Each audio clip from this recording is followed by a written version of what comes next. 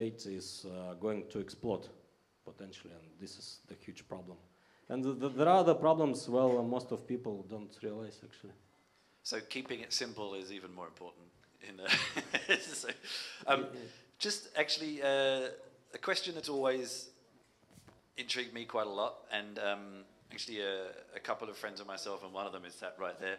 We tried to make our own like community token at some point, and we got to a certain point where we couldn't figure out what the next steps were. We created a smart contract, and then like you see lots of platforms that use smart contracts at the core, but they have other technologies on top of them. And how do you actually integrate a smart contract with other programming languages, with a JavaScript front end, with a back-end database, etc., etc.?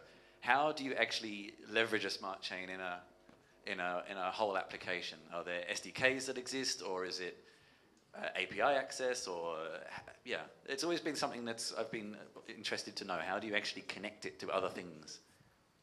Actually, at this stage, it's pretty hard to connect Ethereum contracts to anything really working, because Ethereum is a great platform for like prototyping. You can do a prototype of a production system, but you can't do a production system because. And he'll be discussing Waves NG, a protocol for increasing speed and capacity. So give him a round of applause, and thank you so much to the panel and to our host as well. Thank you so much.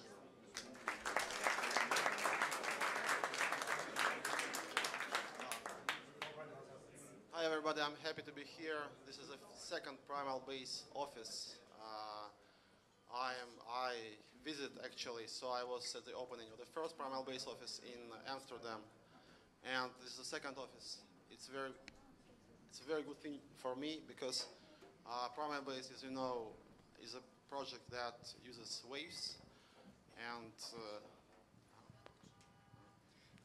and it's really great to see that blockchain technology can change so many industries, including real estate industry, because you probably understand that nothing similar to what you see here has happened before, because you are in the first co-working space based on blockchain technology. This is tokenization of membership. So Primalbase tokenizes membership. It tokenizes access to office space. It has never happened before, guys. So this is the second office, and next office is going to be in London, as far as I know, New York, Singapore. So this is going to be a network of blockchain spaces all over the world. So this is just the beginning, and I'm really happy to be a part of it. So guys, let me just not be too technical probably, because we have heard we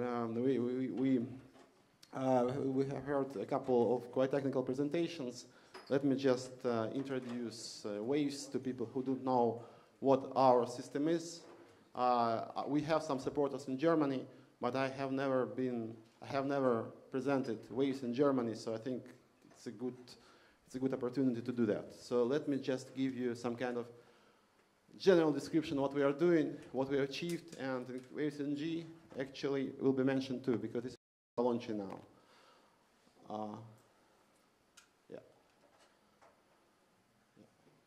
Wait. Yeah, sorry. So this is the beginning. Yeah. So just like it will be kind of a marketing presentation, but I think it's fine. So as you know, what we can see now is a mass adoption of blockchain technology. A good indicator for this is market capitalization. If you follow market capitalization of cryptocurrencies, probably you know that it's close to $500 billion now, which is quite huge, because at the beginning of the year we had a market capitalization of 100 billion. So it's like 5 times as much at the end of the year. And this is the Waves market capitalization. We crossed 1 billion barrier like a week ago, so we are close to $1.5 billion market capitalization now. It might be big, but it's not so big, because what we can see now, this is the beginning of something really huge, which is comparable to internet, in my opinion. So this is just the beginning. It's never late to enter the space and start investing in those tokens or doing blockchain projects, because it's just the beginning. what we have done this year. So at the beginning of the year, we started our decentralized exchange. This is probably the most robust solution for decentralized trading of cryptocurrencies. Current volume is around $5 million per day, which is quite a good amount, taking into account the fact that you cannot have any kind of fake activity that you can see at bigger exchanges where people can run trading bots with zero fees and they just inflate the volume. Here, all the volume is like honest, and you cannot really have bots like inflating the volume. This DEX exchange is a part of our client. You just run our client, and you can trade any tokens issued on Waves, also fiat money and other things. Then we launched a very nice thing which is called leasing, where you can transfer your Waves to a miner without losing control over them. So you just lease your Waves to a miner, and he shares the profits from mining with you. We had many partnerships, for example, with Microsoft Azure. We are partners with Deloitte, law company, one of the biggest law firms in the world, and we are working on legitimization of ICOs with them.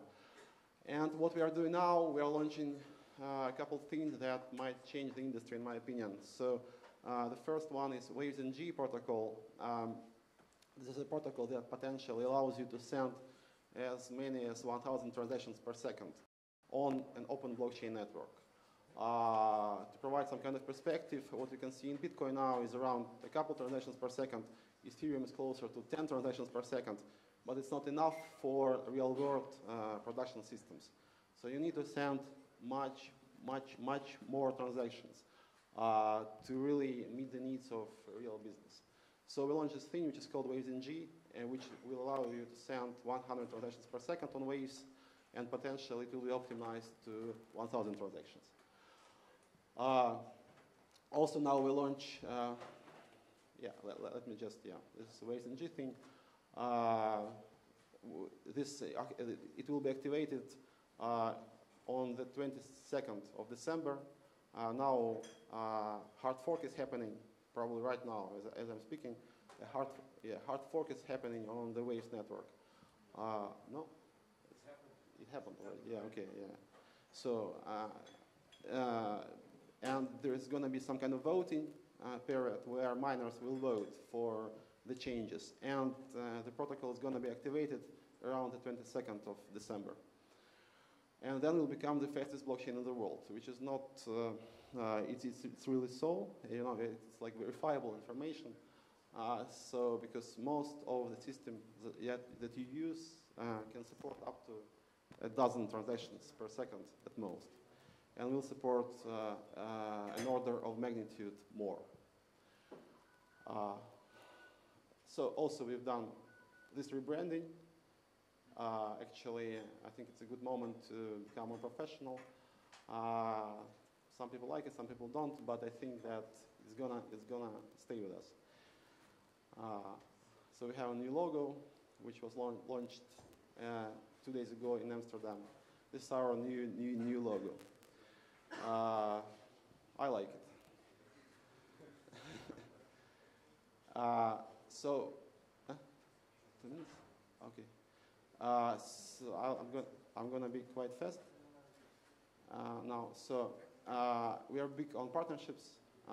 What we are doing with Deloitte now, we are creating an association in Switzerland which is going to provide some kind of self-regulation for ICO market, because you need some kind of self-regulation, because you can see so many bad projects without any value, and you can see people investing basically in crap, because now you allow people to invest in startups. People couldn't do that before, normal people. Yeah, because only funds, venture funds, had the expertise to do that. And now, now ICOs allow you to invest in any kind of crazy idea. It can't work like that, so you have to have some kind of self-regulation and business due diligence. And this association, it's called Better Tokens.org, is going to provide that. This is our new client. The idea here is to create a client backend that is similar to banking interfaces that you use every day. So you don't need to understand that there is some kind of blockchain behind it, and you don't have to care what's there under the hood. You can see some very familiar interfaces that you're accustomed to, and you just use them without thinking, without going through a steep learning curve. So this is our idea to do it. It's live, actually. It's not finished yet, but you can actually use it. Web version of the wallet, it can be used already. So you have different features. This is probably the most interesting. This is decentralized exchange front end, and it's not so different from traditional exchanges. Actually, the user experience is about the same. So there's no difference between trading at Poloniex and trading at our decentralized exchange for a normal user. Also, you can run trading bots. And decentralized exchange allows you not to trust your money with any third party. So you retain control over your funds at all times. This is great because there's a contradiction. What you can see now is tokens, centralized tokens being traded at centralized exchanges. They always get hacked, you always have problems. But you have to treat decentralized things in a decentralized way. And that's what we are doing. And the trick here is to have an interface and user experience comparable to centralized exchanges. And that's what we are doing now. Let's skip this. And what we are going to do next year. So we discussed now smart contracts. We are creating a smart contract system based on the proposals of Alexander Chepornoy. So it's non-Turing complete, and we hope to launch it in the first half of the year. Another thing that we're working on is decentralized voting on the Waves platform, which will allow users to provide some kind of decentralized rating agency for ICOs, for projects that are launched on Waves platform. So people can see what the rating of the ICO is, and it will protect them from investing in bad projects. Then we'll realize so-called atomic swap, which will make, for example, which will allow us to actually work with ERC20 tokens, because you'll be able to swap your Ethereum token into a corresponding Waves token. So there's going to be some kind of trustless protocol which allows you to transfer your Ethereum tokens to Waves blockchain and the other way around. And many other different nice things, including Turing complete smart contracts, some kind of distributed computation on the blockchain that is going to be developed by the end of the year. As you know, we are present at all Primalbase locations all over the world. This is our policy. It was our idea to be wherever Primalbase is. So we'll be here in Berlin. It's definitely a great place to be, and we'll have some kind of representative office here soon. Also at all the other places. Singapore probably will be the next, maybe also Switzerland.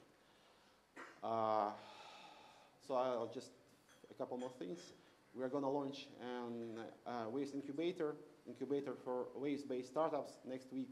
So we'll provide financing, like legal support, mentoring for startups running on Waves platform, which might be quite interesting for some of you too. And this association with Deloitte, which is going to regulate the ICO market. And one more thing, we have a bigger project. This is like an investment bank on the blockchain. We have been in discussion with Singapore Financial Ministry since probably June this year about launching this project, and they finally green-lighted it last week. So we are launching probably the first fully compliant ICO platform. So it's going to work strictly according to Singapore regulations, and we position it as the first investment bank on the blockchain. This is a platform for bigger projects that, like for real established businesses that need to do some token sale, raise funds through doing an ICO. So it's 100% legally compliant. We have also partnering marketing agencies, legal companies, and it's going to be some kind of a full solution, like JP Morgan or Morgan Stanley on the blockchain. So it might be a very big project. So thank you guys. So you can see that we are working in very many different directions, and next year is going to be big for the blockchain technology as a whole and for Waves in particular. Thank you.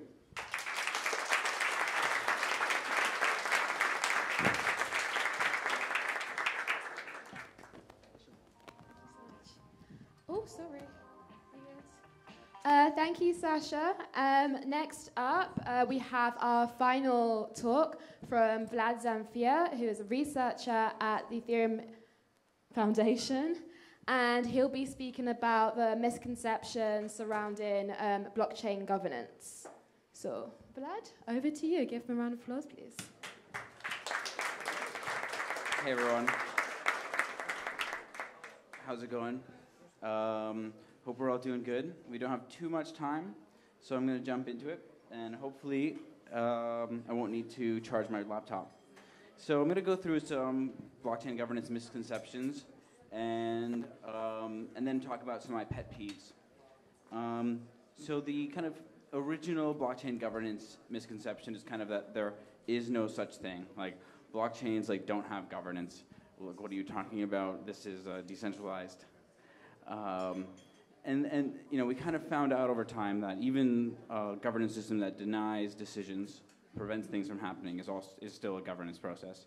That and basically, the Bitcoin governance crisis over the years really showed us that even the most passive governance system possible still makes decisions, and some weird ones at that. SegWit is pretty weird, but it's my opinion. So then we have these kind of old misconceptions, but they're not really that popular nowadays, that miners control the protocol, right? That miners vote for changes to the protocol and miners determine the rules of the protocol. And we kind of found out that that wasn't true through the struggles between Bitcoin Core and the miners.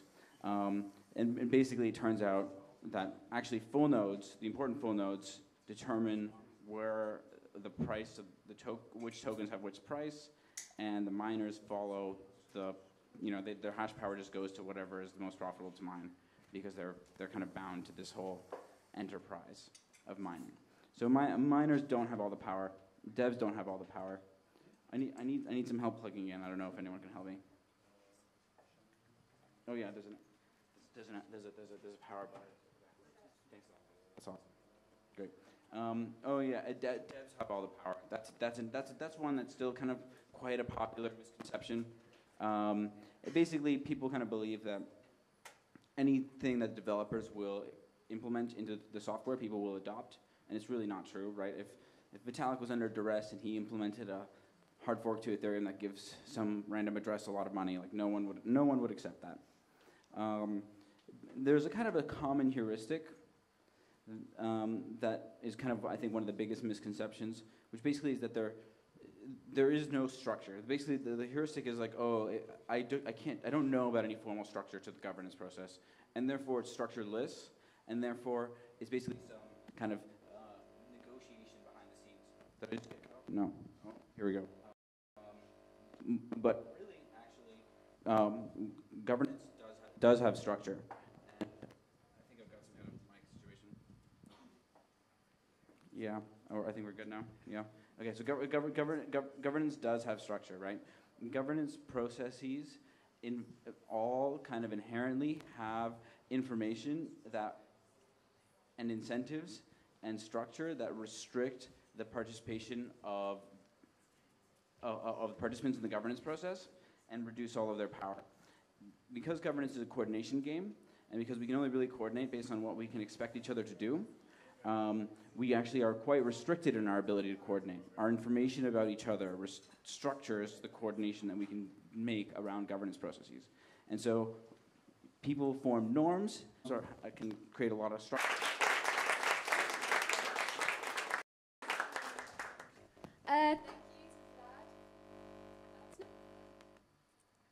Good, yeah. Thank you to Vlad, and thank you to all of our speakers. It's been great listening to you, and thank you all for listening.